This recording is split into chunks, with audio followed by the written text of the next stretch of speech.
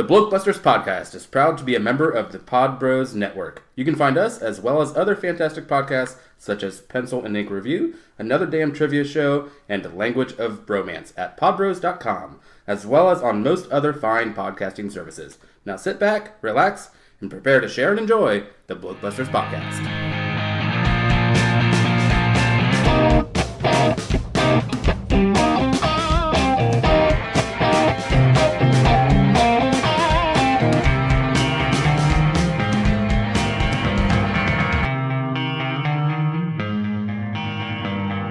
Welcome to another episode of Franch-Fried, our little experiment where we are trying to point out our idea that maybe Hollywood should shy away from sequel after sequel after sequel after sequel after sequel.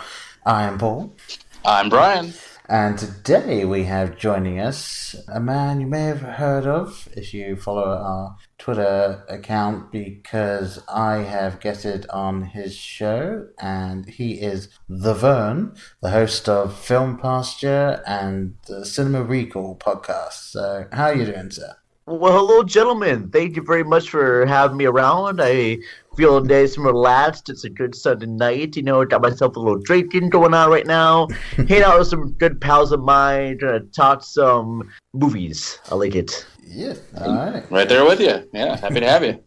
Happy beer. All right. And in case you couldn't tell from what we said in the last Franch-Fried episode and from what I've titled this Franch-Fried episode, we are talking about the latest in the Mission Impossible franchise, which is Mission Impossible Rogue Nation. And yes, the latest not to be in theaters.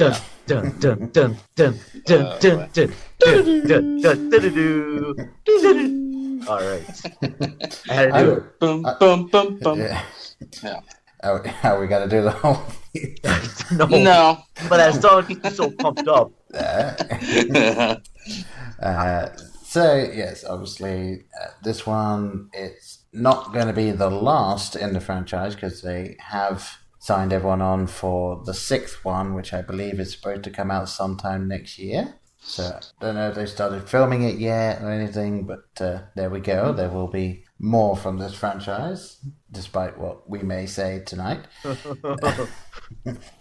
So, yeah. I think first and foremost, get our social media stuff out of the way, and that is, you can follow us on Facebook at Blokebusters, Instagram at Blokebusters, on Facebook.com/Blokebusters. You can email us, blokebusterpodcast@gmail.com, and our website is blokebusters.webs.com. And there we go. I didn't bother timing that one, and it was a little slower, but hey. I'd guess that was around 11, 12, yeah. But, know. Hey, it's a little later. You weren't trying for a record, so I'll let it slide. Yes, I've actually had a fairly long weekend, so yeah. You did a little faster. It's not going to hurt your average, Paul. Don't worry about it.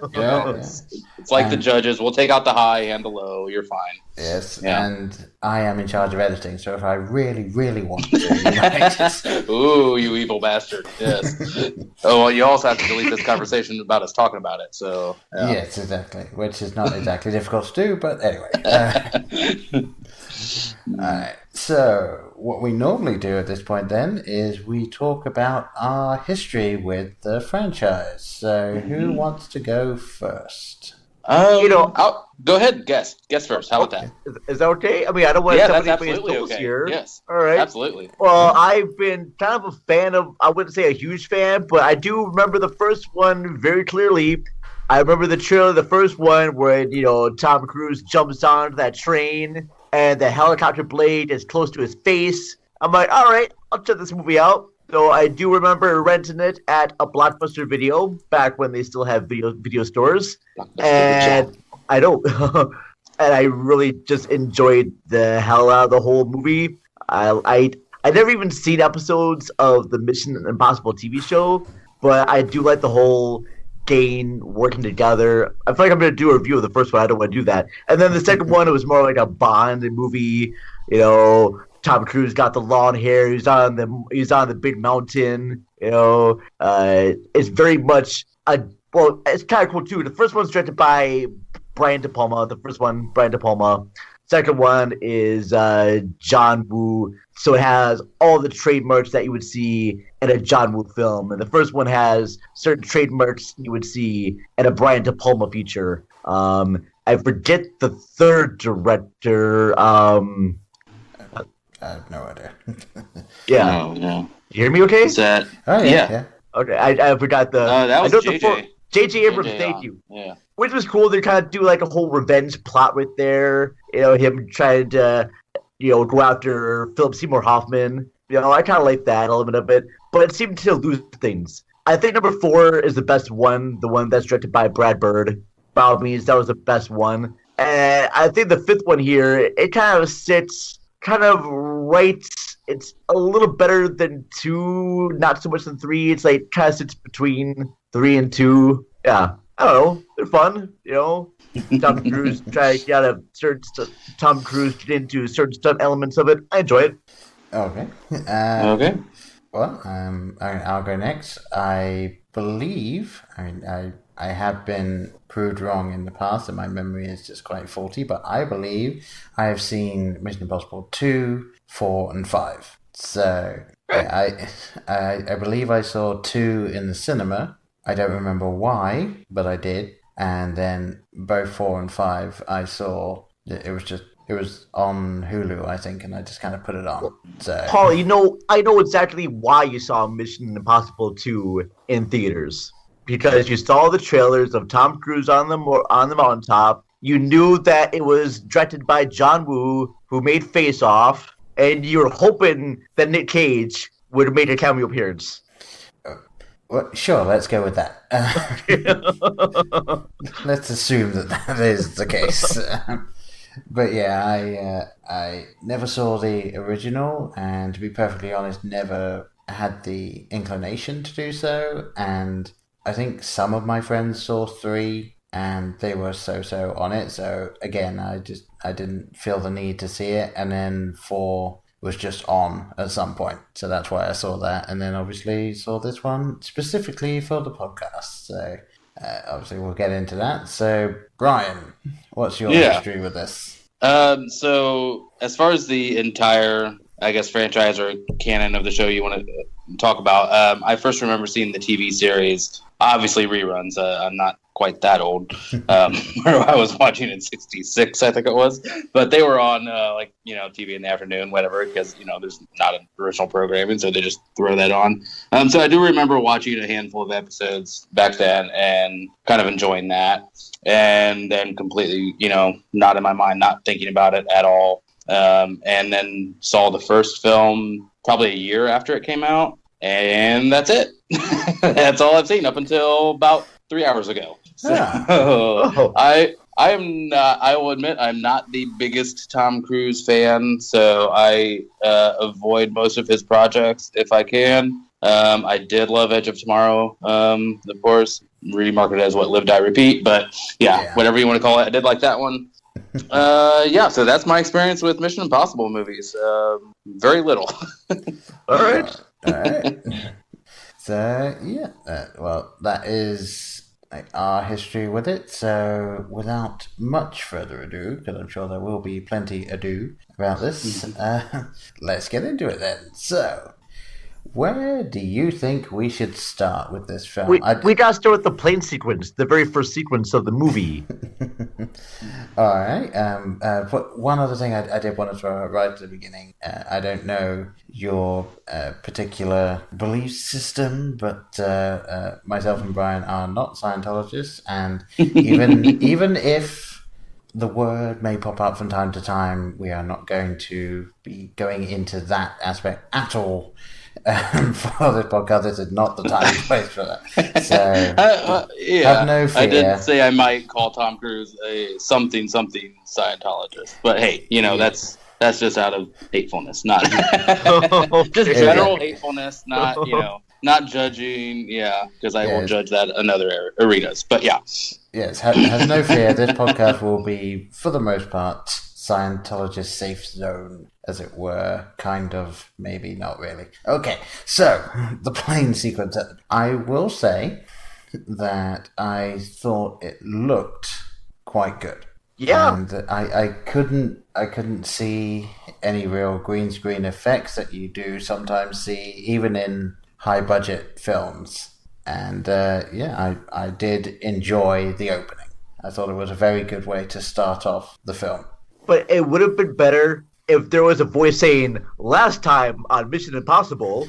Because I watched this on Amazon Prime, and so you could watch that with the second screen X-ray. I don't know if anyone does that, but you watch it on your iPad, or you watch it on TV, and then your iPad gives you little updates. It says, "Oh yes, this takes off right after 4 ends." I'm like, "Well, shit, I have no idea what's going on from the get-go." But that's what they say, but not really. I don't remember anything about the bomb being let go or escaping. And they have to do this thing back. I always thought the thing on the plane was a MacGuffin. They just have to get this thing out the plane because the bad guy has it. And that's all it really was for me. So even if you've never seen any of the other movies, you can still follow that, hey, there's this device on the plane, and the IMF team have to get it off the plane. Simple enough. And they can't. I think it was Simon Pegg's character is trying a whole bunch of things. He tries to disable the wheels, that's not working. And he tries to disable something else, that's not working.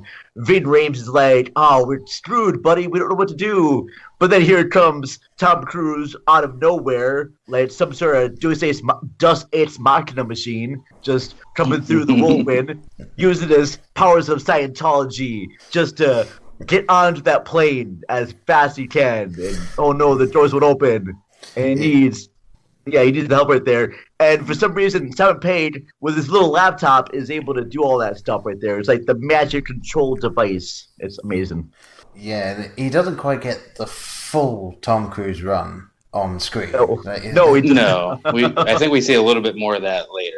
Yeah. It's like he's building up to it, but he doesn't quite get enough run before he gets on the plane. I built my Tom Cruise checklist in my notes, and he hits them all. So we'll get there.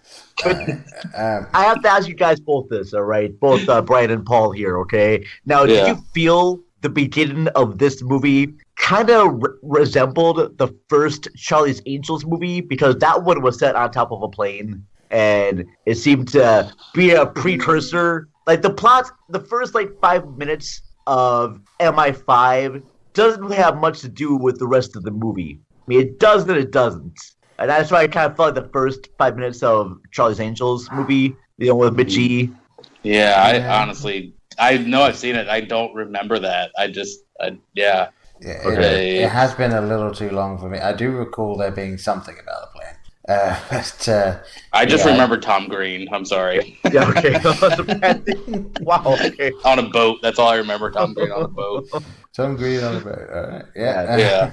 But here's the weird thing, too. After he does so he's heading onto the plane. The plane goes up in the air. Simon Pegg, I think it's Benji's character's name. He finally gets the door open. Now, does he slam against the wall without getting much bruises on him? Because I found it very odd of how could he be hanging, being dragged at 30 G's and whatnot, and somehow be able to calmly slip inside the room, where the inside the plane without getting bait up really bad. I mean, he should have at least had a broken arm. Well, yeah, I mean, he is basically just thrown inside and then kind of goes on. But definitely this film suffers immensely from the hero paradox where they can't get that hurt because then otherwise they can't do everything they need to do. So this is Fast and the Furious, superhero level shit, because that opening, he gets banged around so hard in that plane he'd be dead immediately if that was real life. And many other times throughout the movie.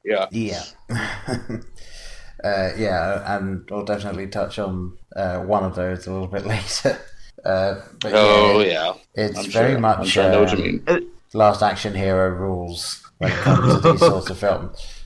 And does he strap himself to that bomb thing, or whatever that device is that they have to get off the plane? Does he strap himself to that and then eject that parcel off the plane with him attached to it? Is that just me, or does that seem really stupid to any of you? Seems extremely stupid. Yes, Okay. definitely stupid. Because he's basically going down backward with this huge weight on the back of him. It just flies out of the plane. And then it just cuts to a credit sequence, a la James Bond. Unless you guys have any more through this. Yeah, but I found that to be not odd. He's just, has himself strapped to this thing that just shoots him off the plane. It definitely, it's the thing that so many people make fun of, where you'll see someone in this scenario and it'll just be like, oh my god, how are we going to get out of this? And then it's just a hard cut to them walking away, just like, oh, I'm so glad we got out of that. It's like that. It looks cool, but there's no feasible way that he could get out alive at the end. And then they just don't bother to show how he got out alive at the end. Yeah, we don't know exactly what happened to him then. He just shoots off the plane with this big freaking heavy thing attached to him, and he just flies out, and then we just go right to a credit sequence. Yeah, it's one of many times where the film basically just wants you to completely get rid of your, any logic that you might have lying around. You don't need that for this film. You certainly do not, no. Yeah. Here's the cool thing, too, about that credit sequence that happens. It's kind of funny that the credit sequence sort of shows you what's going to happen in the movie during that little, Mission Impossible. It's got the theme music playing, but it's showing you clips of what you're about to see. And they did the same thing with the first Mission Impossible. They showed you clips of what's to come.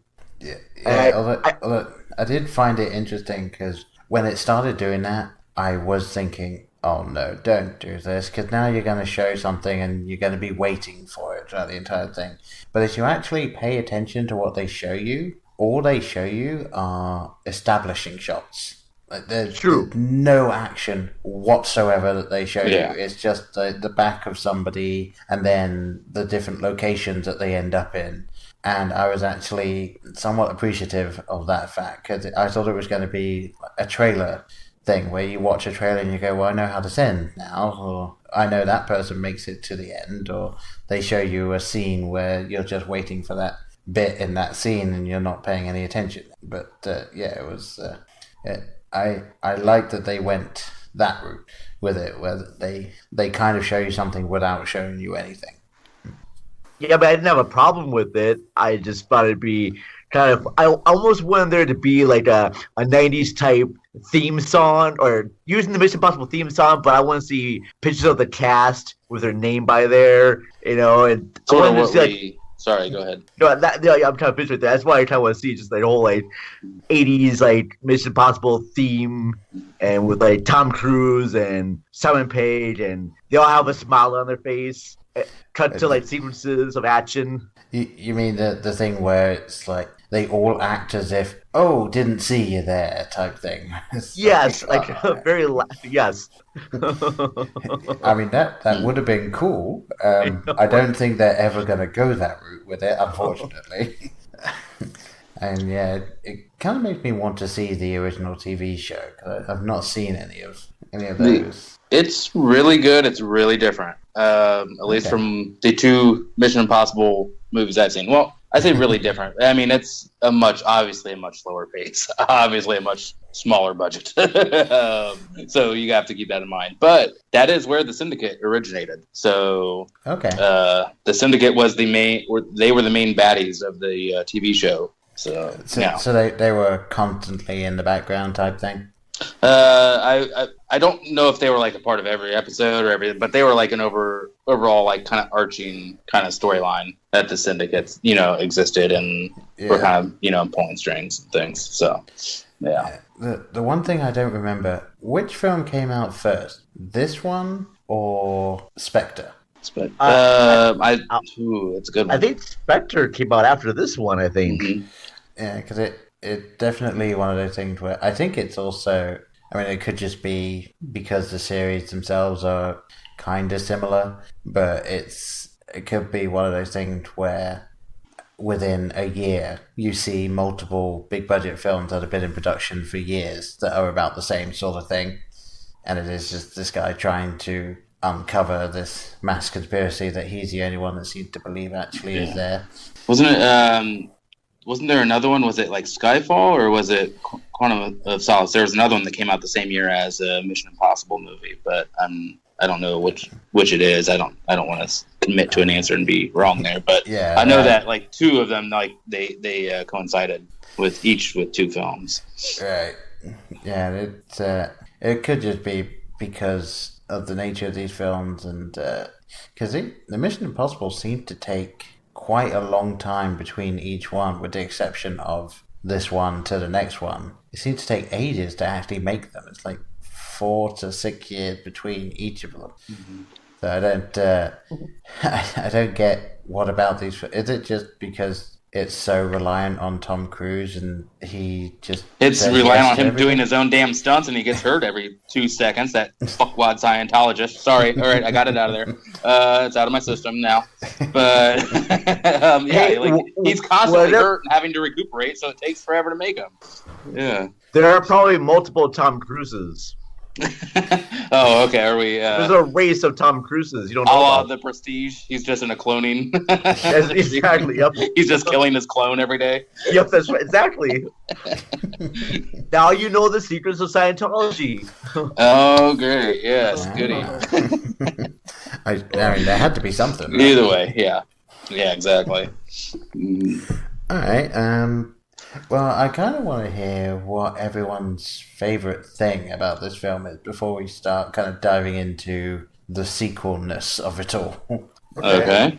So, how about Brian then? Why don't you go first? What was your favorite thing about this film? Are you looking for a specific moment, or can it be just like one overall kind of thing? Yeah. It can be whatever you found that you liked most. I'm going with Simon Pegg. Damn it! I know it. See, you should have gone first. I know. I figured you'd be the same though. He for me, just lifted this film out of its mediocrity for me, in every moment that he had. For me, it's a fairly mediocre action film, but he really shines in this. He is Scotty with spy gear, essentially, doing the same shtick, and it's great. It always works. There is humor to be had in other places of the film, but it's with him that it really shines, and yeah, he just kills it every time out. So he kept me interested and kept me watching.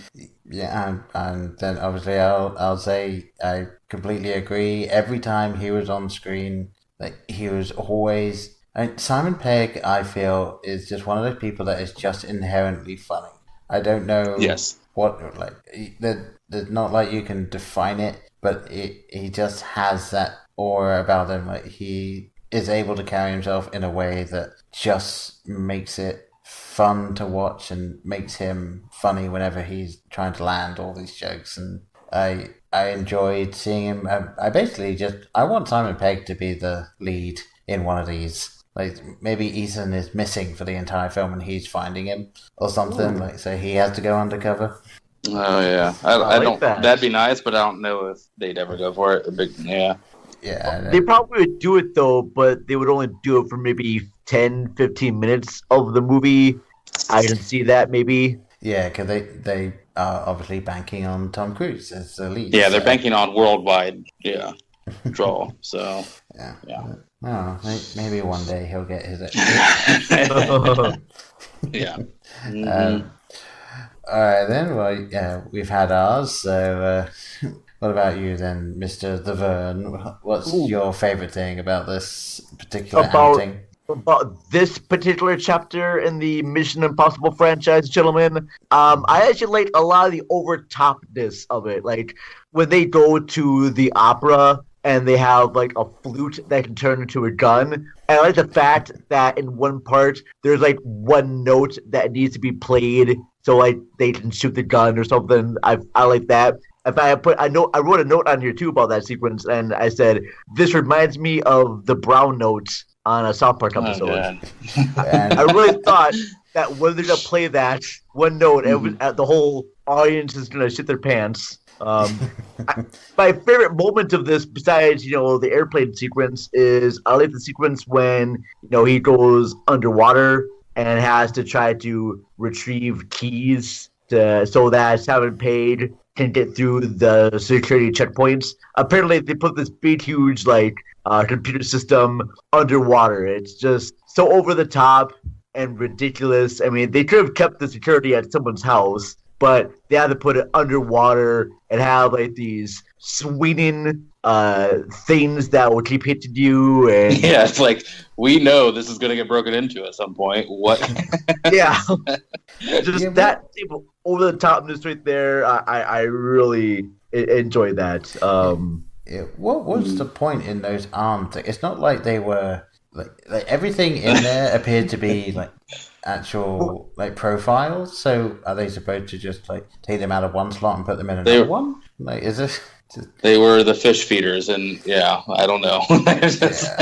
They'd been broken for some time. That's why we didn't see any fish. They're all dead. I don't know because they seemed quite useless, other than being an obstacle for Ethan Hunt. Yeah. And with the one note that kind of builds up to everything, I definitely flash back to Eagle Eye, where I don't know if you've seen Eagle Eye, but at the end of that, there's this one note that if it's played, it will blow up. Yes. This tour group in I think it's the Chamber of Commerce or something. I don't remember where they are, but yeah. So I was like, oh, I guess they were a fan of that film. Another thing I like too is that even in the beginning of the movie, when Ethan Hunt goes to a record shop and he plays the record, finds out it's actually the syndicate who knows about the stolen package and whatnot there, and they trap him in this device that has like a bunch of glass or gas spraying everywhere. Don't you think that the girl that works at the record shop would know about that happening? Because there had been construction going on in a record shop. It just seems odd that this glass case comes down and traps them and sprays gas everywhere.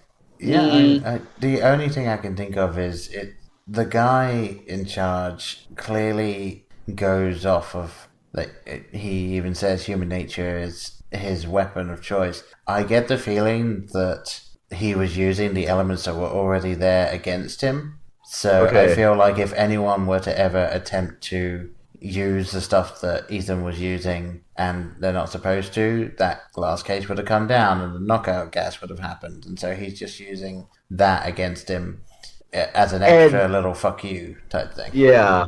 And that bad guy's voice, he has the most cliche evil villain voice I have seen in the movie in a long time. He's like, Mr. Hunt, you will do exactly what I say to you.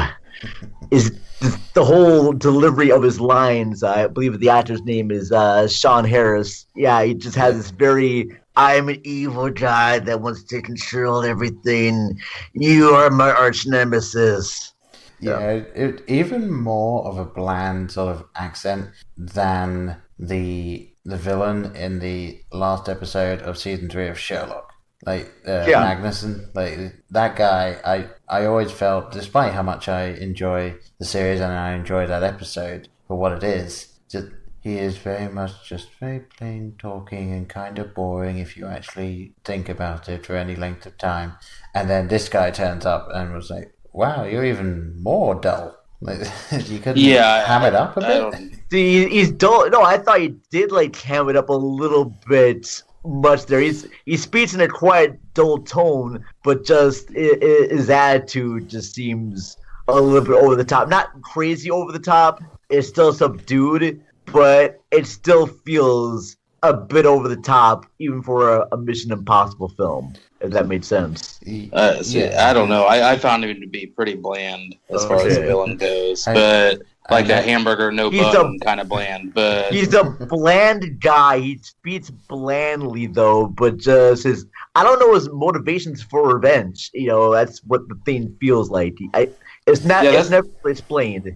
Why? That's my overarching kind of issue with a lot of these movies is that we don't have any incentive to care about the characters. And we don't know backstories or, and I get it though, because an action movie has to be fast paced, has to keep things moving. And so it can't take a whole lot of time with those exposition scenes, but I still need to know a little bit more about your background. Why do you think the way you think? Why are you doing what you're doing? So it just leaves me wanting more.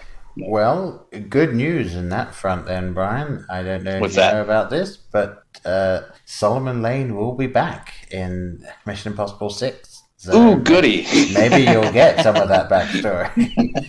With equally boring glasses and equally boring delivery. Okay. And I have to say, when he first showed up, I kind of thought he looked a bit like Simon Pegg. So I was like, "Oh, is Simon Pegg pulling a double role in this one?" Is he going to pull one of those Arya masks off? Arya Stark masks off? Whoa, look who it is this time.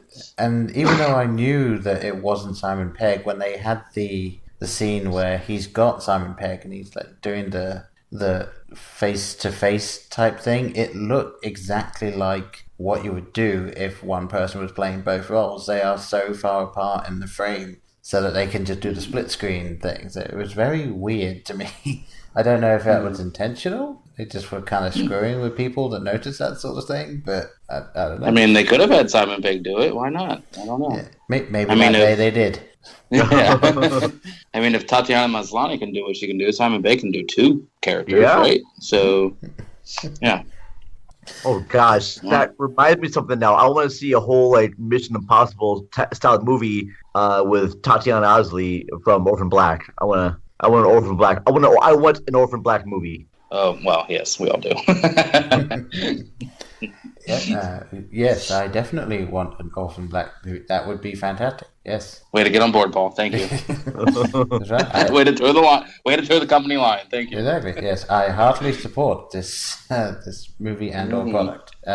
We can count on your support. Okay. Right. So obviously that us in a roundabout way saying the things that we liked about this film, but yeah, I think we need to really get into, because our point with these is that when you just get sequel after sequel after sequel, it's just a formula that is always followed, and it's always how do we get one over on the last film. And this film, not only does it conform as much to the formula of this type of film as I've almost ever seen before, but also I don't think it does go bigger than the last film, which is weird.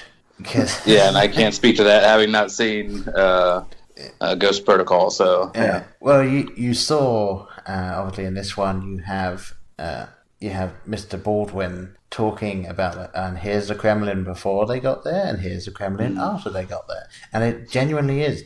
I believe it's a ballistic missile, and it was the biggest inauguration ever. Look at the picture. There's a missile that just completely destroys the Kremlin. And there's nothing on that scale here. It's just, I think, like outside of the bad guys getting killed, there's 6 deaths. Maybe 10 if you count all the people that might have been in the car. It's not exactly high stakes, really, if you think about it. Yeah, really I agree with that. Yeah, they're really. I mean, the fourth one had him climbing the top of the tallest skyscraper in Dubai by himself, right there.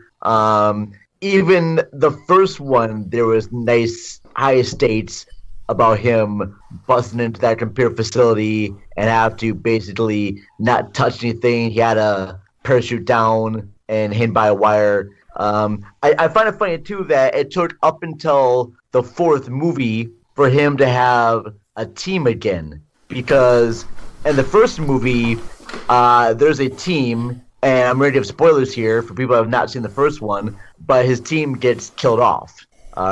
And he finds out that it was a complete double cross of government bosses right there. But he's basically without a team, and he rebuilds it a little bit. But then one of his team members turns out to be a traitor, so only has just one person on his team. The second movie, it's just Tom Cruise. I mean, he's doing the whole James Bond action hero. He's going to solve everything himself. All right, there's no other person on his team except for Ving Rhames, who was in the first movie. He shows up in the second one. I think it was like the third one that introduces Simon Pegg, but they use him a little bit though. But he doesn't really become part of the team. and until the fourth one. So I found it to be kind of odd that it took that long for an actual team to get established for the movie.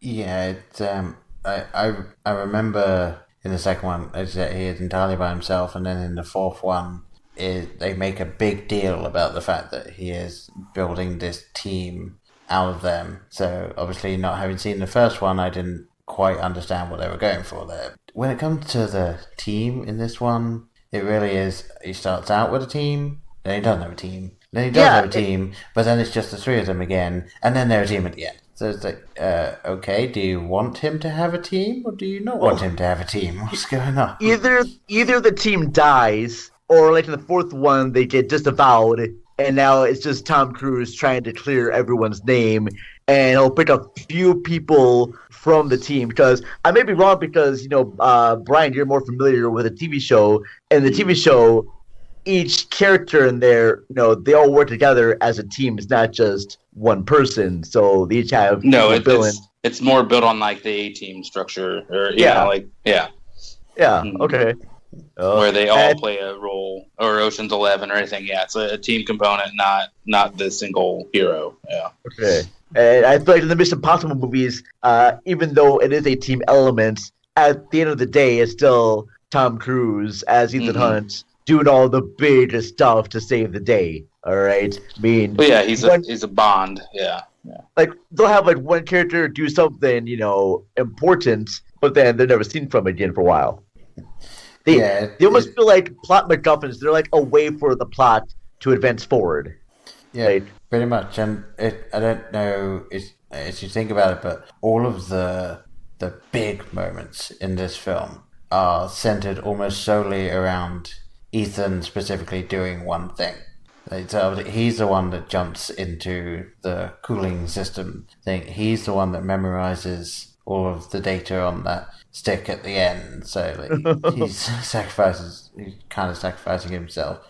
He's the one that is going deep undercover for several months trying to hide from the CIA. It really is, oh, look at this team film around this guy and some others. This is to show you how great Scientology is. This is the idea. Okay, all right, stop. It's not great. It's awful. Stop. If you're a Scientologist, you can jump into pools of water. You can have these great chases on motorcycles. You stay young forever. Yeah, it's the fucking best. Sorry, I said it just to rise out of you. I'm sorry. Yeah. Totally not a cult. Nothing to see here. No. Oh, it is a total cult. Yes. Yeah. No, just look at the puppy. And the other thing that I mean, obviously there's suspension of disbelief when it comes to these sorts of films. Like James Bond, there's always 4 or 5 gadgets that Q has dreamt up, and there'll be like the optical camouflage on the car, or he'll have a watch that'll fire a dart at someone that'll incapacitate them. But this film really goes a little on too far with this sort of thing. They've got guns that shoot truth serum / Well, they shoot corsages. They shoot prom corsages that with retinol in them land apparently. perfectly in your left lapel, and then also make you tell the truth. Like you're extremely susceptible and tell the truth. You've got that little ring thing that perfectly fits over the dial, so that you can automatically crack any code on that one. You've got the door unlock thing. It fits over any lock and immediately unlocks the pins. Yeah. On a suit that has 0 metal, bear that in mind, 0 metal, it has an electronic display which lets you know exactly how much oxygen you have in your system. 0 metal, right? Yep. We're with you. Doesn't your suit do that? Car ID by putting your hand on the window. There's so much suspension of disbelief when it comes to it's not just this film. They do have some out there gadgets in some of the others, but specifically this film, they've... And then I'm really- sorry, the masks? I hate the masks. Like, oh, let's look how shitty this mask like kind of looks like this person. But then we look in the mirror and oh, it's that person. Oh, get the fuck out of here with that. Like, it's a mole. It will look like a mask. Okay, it doesn't. You cannot get it to look exactly like a human being. And then to do the accent, it's Game of Thrones shit. It's you get the voice, you get the body posture, everything with that mask. That's the type of over-the-top craziness that I kind of enjoy about this series right there. Even from the first movie. The first movie, there was a thing with the mask, and it seems, especially towards the end of the movie, when I think it was like the Prime Minister or someone takes off the mask, and it is like Tom Cruise, like, the hell, were you there the whole time? Like, this was never really explained. It's complete BS, but I kind of enjoy the BS a little bit. Well, that's the thing. I'm perfectly willing to, like I said, with Bond, you've got 4 or 5 little things, or like, maybe one big thing, and then like 3 or 4 little things that you kind of go, okay, I'll buy it, and then it'll come back. But in this, there's just loads. There's way too many things, so you just go, okay, sure, yeah, you've got a car window that can identify you by your palm print. You've got amazing holograms, really, as you actually think about it. The hologram technology in this world is fantastic. All of the safecracking stuff, I think it's too many things. Now, maybe I'm forgetting some of them from previous series, and they are just building on it. But like, it was too much of a dump. Yeah, you can't go to the Deus Ex Machina pool too often because it just because obviously, yes, when we watch Bond or Mission Impossible, we know if we're being seen a device or shown a device, we know it's going to be used at some point because there's no point having obviously Chekhov's gun, whatever. Yeah. But it's just like you're saying, Paul. To reiterate, it's just too much. They need to compensate a little bit more of a story and less with 5,000 gadgets. Yeah, or maybe even just have a couple of them misfire, and then they have to use show us their something own ability. different. That's what I wrote down. Like, there is nothing new or original in this. It's the same thing over. This almost feels like a return to the older Bond movies before Daniel Craig. Am I wrong in assuming that? It just feels like these feel like that. Definitely the Pierce Brosnan year. Yeah, I was gonna say. Yeah, these definitely feel like that type of era of Bond films, and I've got to say, I kind of been. This is gonna sound controversial, I know, but I kind of prefer these over the Daniel Craig Bond. Given your particular take on the Mission Impossible franchise, I can see what you're talking about there. Then, yeah, you would be drawn to that, less gritty side. Definitely, Daniel Craig took it in. Daniel Craig and the team that made those ones, they took it back to sort of grassroots. He is a spy, whereas the Pierce Brosnan Bonds, he's a spy, but that doesn't mean he can't have fun. Yeah. So, and I kind of enjoy that little fun element a little bit that are in these movies. Like, even though they've been disavowed, and there's sequences where they most likely could be killed, they can still have fun once in a while there. And I'm kind of a sucker for. I like I admit that the recent Daniel Craig Bond films, they have a much more of a complex plot, and I can enjoy them. But a lot of the times, I just want to pop in something that's just simple, easy to follow. Even though I will admit, I think Skyfall is probably the best one out of that whole series, and I think that movie's an amazing movie in and by itself. There, I can never get into Casino Royale or Quantum of Solace, but I really enjoy the hell out of Skyfall. Didn't much care for Spectre. I know I will try and watch them again back to back, but as far as I know, most of the franchise of Mission Impossible, I mean, they've been fun. The second one is the really low point of the whole series because that one really wanted to strive too much to be a Bond film. Like that one and number 3 as well. 3 had the ass bonus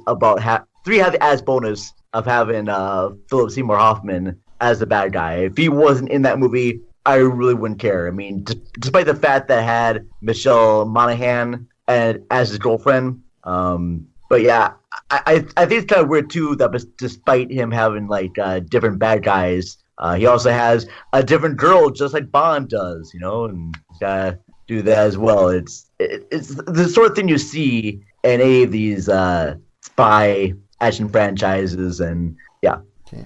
All right. Well, I mean, if you enjoyed Michelle Monaghan in 3, she's back in the next one too. She is. Oh no, Yeah. she is. All right. Yeah, she's back as his wife, as far as I know. I'm just basing on the name that I saw when I was looking it up. All right. Yeah, it'll be interesting to see. Maybe she'll be divorcing him because he has been interacting with other people in his line of work. I don't know.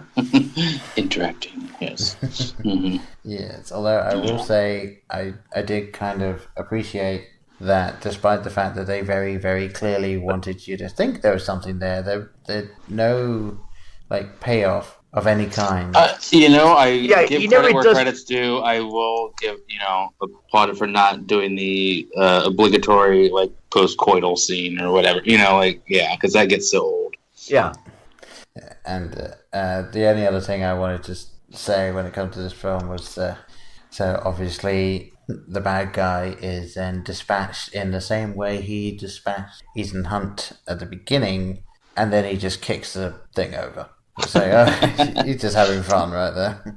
But and I was reading this is I believe, correct me if I'm wrong there, the Vern, because you've seen more of these than I have, but the only time that a villain has not been killed in the Mission Impossible world. At least in these set of Tom Cruise movies. Yeah, I think so. Yeah, the second one gets killed. Yeah, yeah. I believe, because it was John Voight in the first one is shot, and Douglas Amphrey, the second one, is throwing off something. Yeah, I think you're right. Definitely, Philip Seymour Hoffman gets killed in the third one. Yeah. I think you're right. They actually capture this guy.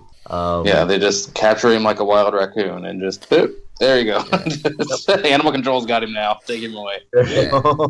And apparently the floor of the thing it's got a one-way valve on it or something. Because how does none of the gas come straight out once he tipped it over? Also, I'm sure you noticed this, Paul. He's firing that gun. We see no shells leave that gun. We see no bullets bounce off of the glass or embed in the glass. It is a very powerful air gun, apparently. Yeah, he's just firing bullet after bullet, which crack the it doesn't even crack the glass. So either what happens is they immediately flatten and just fall to the ground, which you don't even hear a tink or anything like that. Yeah, but you don't hear. You never hear any casings. You never see any casings leave the gun. Yeah, so come on, that's a pretty big oversight. But I mean, maybe he's got a special gun. Maybe his gun is actually a flute. He's got the opposite. Yes. Some sort of sound my real waves. gun. Yes, my real gun is a flute. Sorry. Yeah. I want to ask you, gentlemen, here. Can we talk a little bit about the girl in this, Elsa Fault? I never really quite understood that character because she first meets Ethan Hunt in this prison because at the start of the movie, he gets captured and is put underground, and she helps rescue him. But then you find out that she's actually working for the bad guy. Believe his name was what's that guy's name again? Solomon Lane. Sorry. So she's working for the bad guy, and then you find out that she's working for British intelligence. But then that just seems to be rude because she actually still working for the bad guy. But no, she actually is still working for the good guys. What do you think about that? I felt like her character, the way they kind of switched things back and forth, was both fun and also a little bit distracting. I, for one, was not really shocked about the whole double agent aspect. That's kind of a shtick with these. Okay. And they I almost was just wanted waiting to for it.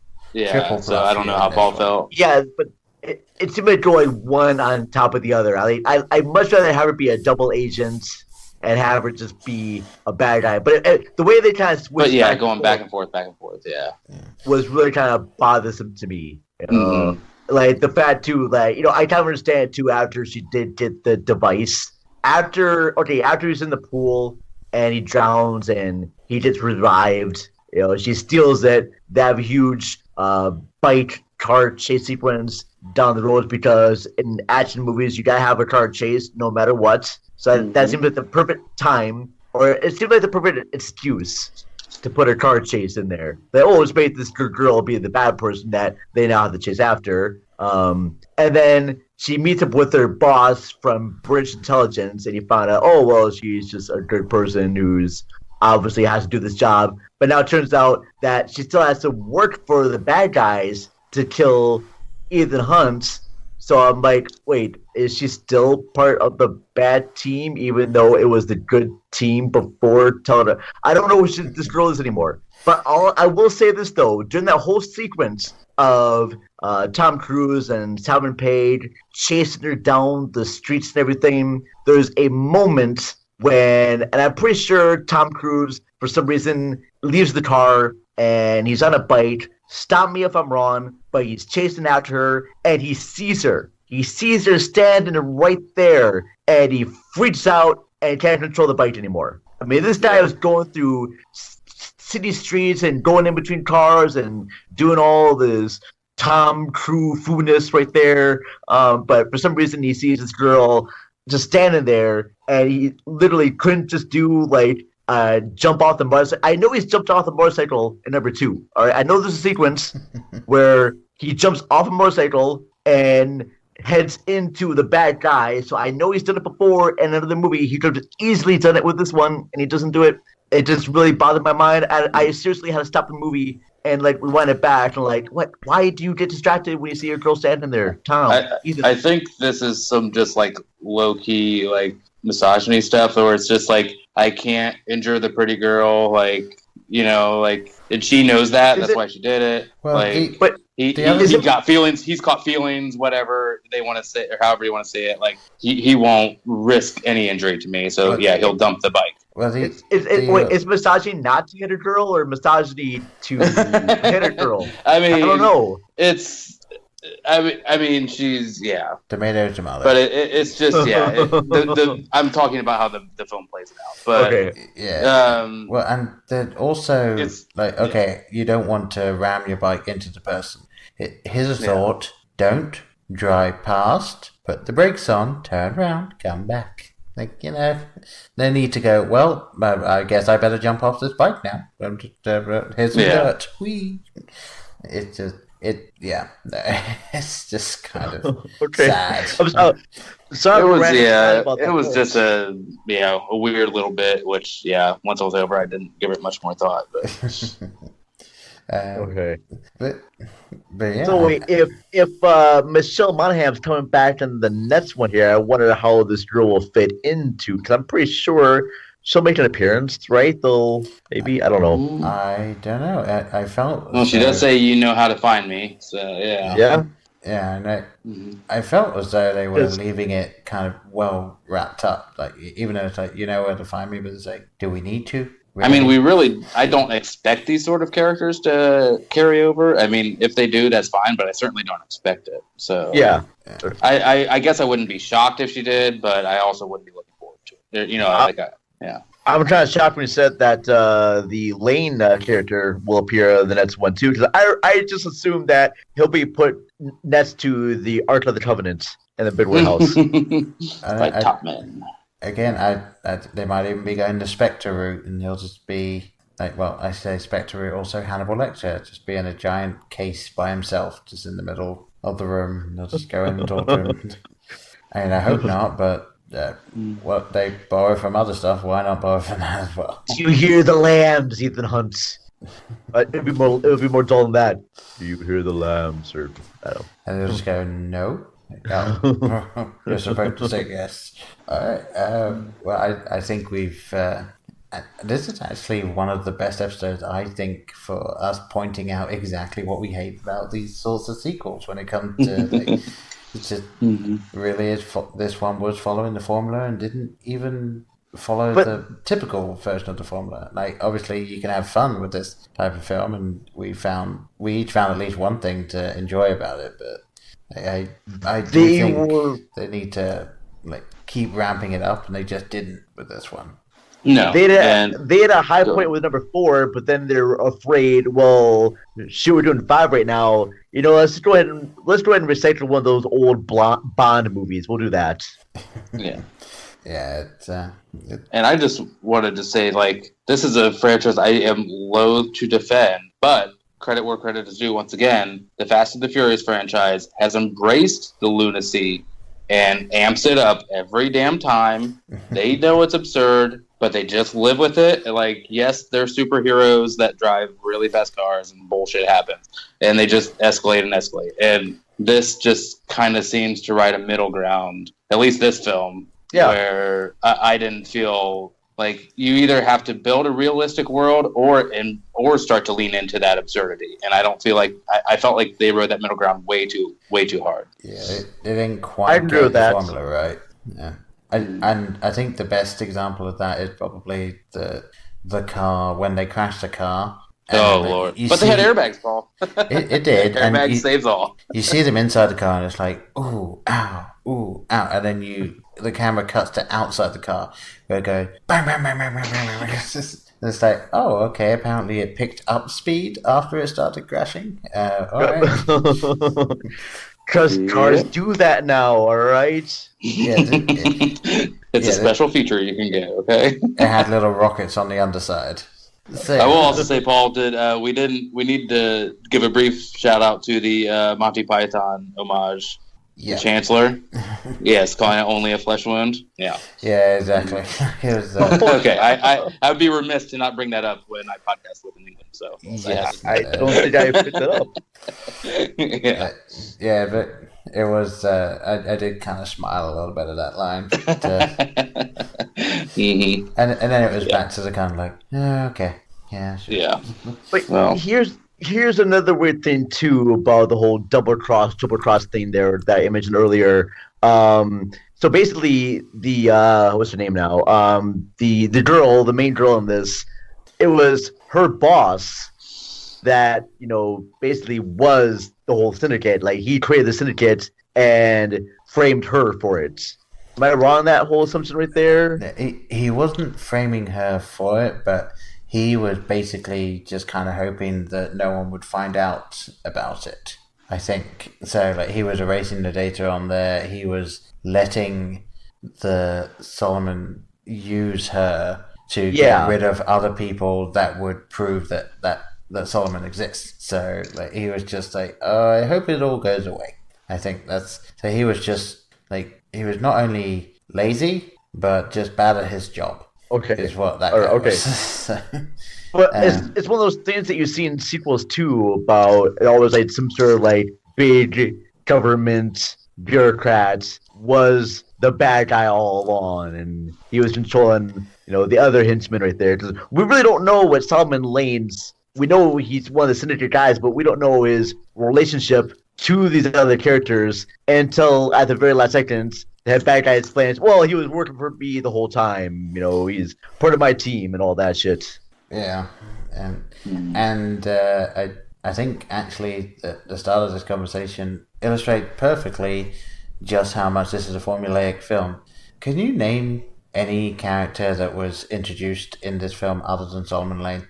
Like, right now, without looking it up, can you give names of anyone? Because it's like, oh yeah, that girl who was the main guy, and then there was that guy who's the chief of something. What was his name? I don't know. I would say actor's name, like, well, Alec Baldwin was a guy that wanted to basically, remove the whole IMF. Mm-hmm. But what was his name? I don't. Alec Baldwin. Exactly. This film doesn't make you care enough about the actors. And then the script just drops his names in later, like you should know or care. I do. Okay, Benji. I remember Benji, Simon Page's character's name. Yes, but he's been there for 3 that's films. an established character. Yeah. Okay. Yeah, that's true. Okay. Yeah. Okay, fair enough. Well, I think obviously we got to kind of wrap this up now, both for time for the listener and time for ourselves as well. But we need to pick the next film for us to vote on. I've already written down my number, so I can't be accused of looking at the list and changing my mind. But I'm going to take a number between 1 and 10 from both of you, and then we will figure out what the next roll call will be for the film. So I think that's the number between 1 and 10? Yeah, any number between 1 and 10 inclusive.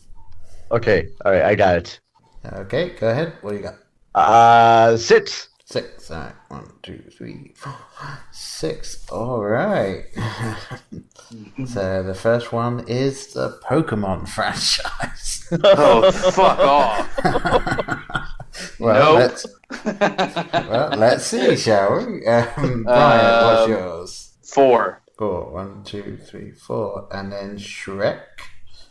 So this could be interesting. And I guess Shrek. Yeah. And I already wrote down the number 6. So 1, 2, 3, 4, 5, 6. Child Play. I may have to invoke veto power. You think?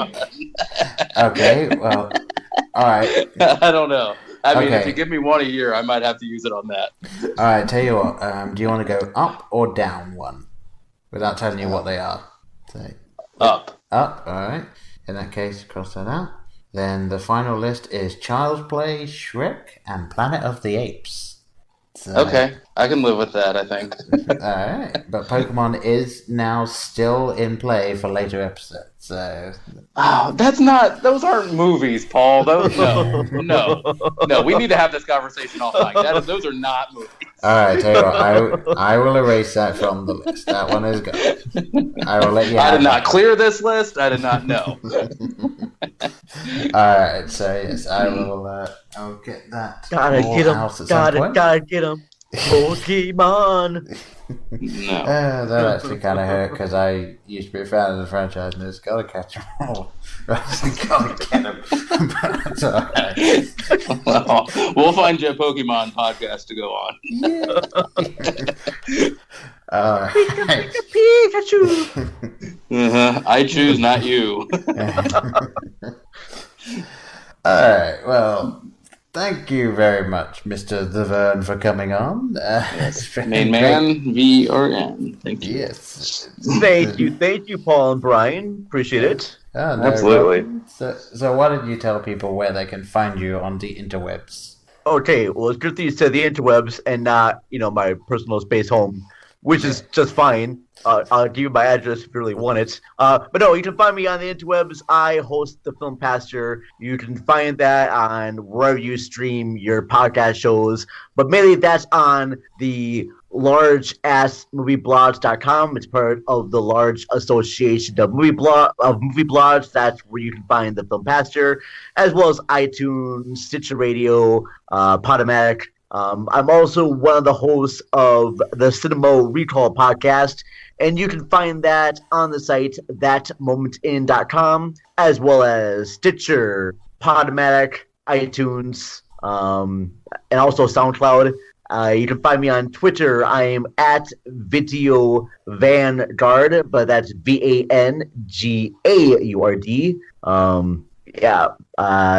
I believe that's it. Film Pastors on Twitter. We are at Film Pastor. Just look us up there. We have a Facebook page. Just type in Film Pastor. That's it for me. You can check out my site where I write reviews. That is videovortex.wordpress.com. It is the Vern's Video Vortex. Check that out. That's kind of it for my plugs right now. All right. All right. Well, thanks for coming on and telling everyone where they can find you, and hopefully everyone listening to this does at least check one of those out, if not because I was talking about The Fifth Element with you. Yes. Not too recently. Definitely check out, Paul's Death Spots on the Cinema Recall podcast. You can find that on Twitter as well at thatmomentin. If you type into your search bar Cinema Recall podcast, you'll see it come up in your search engine, and you'll click the link for one of them, and there's gonna be links to other ones. But yeah, he was on the show talking about the Fifth Element, about Ruby Rod, and the Diva sequence in there, and I enjoyed having Very him on jealous, the show very yes. Yeah, fantastic movie. All right. All right. Well, obviously that was it from the Vern, and that is it from us too. So I've been Paul. I've been Brian. Yeah. I'm Vern. Dun dun dun dun dun dun dun dun dun dun dun dun dun dun